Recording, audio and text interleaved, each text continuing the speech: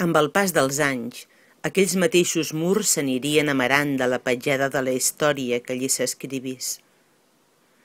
Moltes espelmes serien els testimonis muts i cremarien cada nit deixant la seva aroma dolça, encara que il·luminessin morts, dubtes, revelacions, qui sap si traïdories.